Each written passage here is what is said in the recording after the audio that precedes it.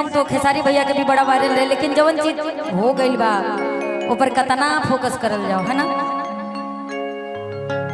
कि आपन रहे जे बेगाना भइल सनम दूसरा के दीवाना भइल। ये लोग आप सबके दीवाना हो गई बड़ी जाए हमार दिल तोड़ के। लेकिन जब जब जब जब जब का चीज अच्छा वो लोग अच्छा नहीं बोल नहीं सकते। आई कि आपन रहे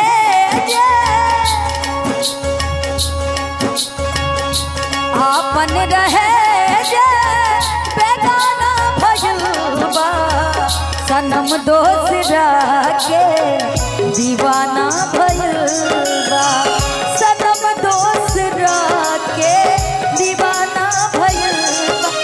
वादा सब ख्याल बहो रुबला से अखिया लाल बहो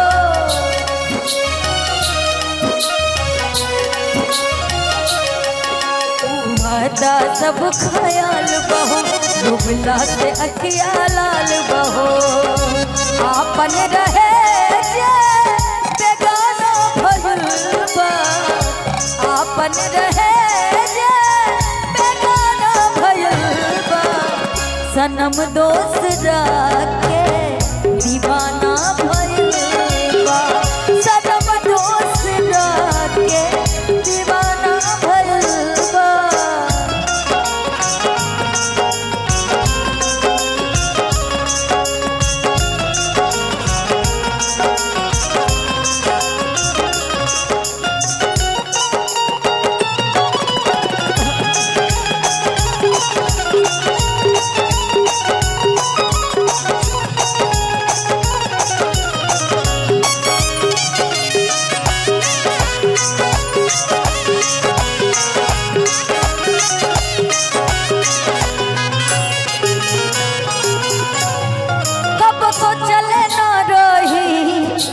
इतना बदल जाई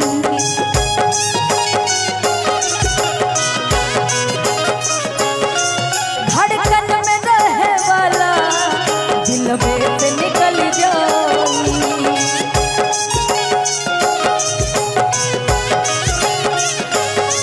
कब सोचल ना रही वो इतना बदल जाई धड़कन में रहे वाला दिल में से निकल जाई।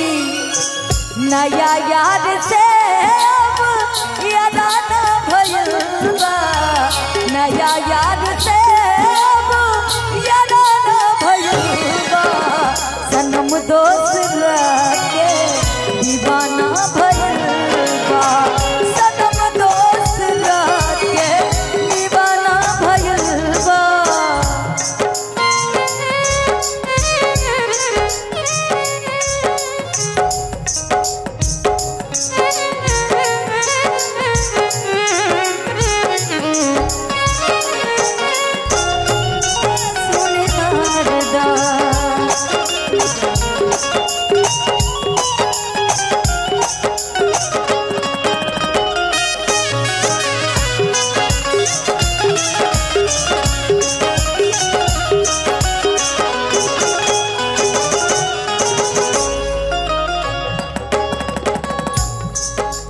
छुप के हमरा से उछल करत रहे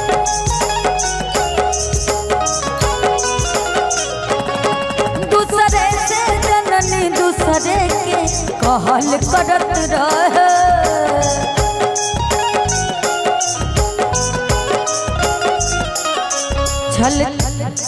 छुप छुप के हमरा से उछल करत रहे दूसरे से जननी दूसरे के कहल करत रहे।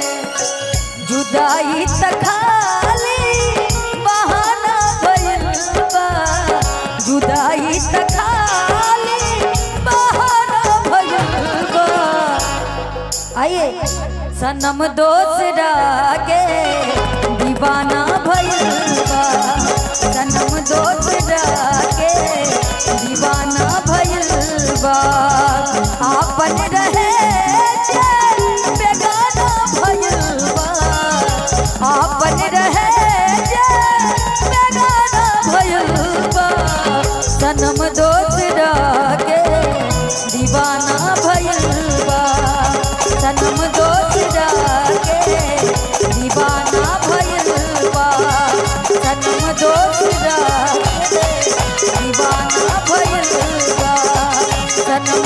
फिरा के दीवाना भइल बा।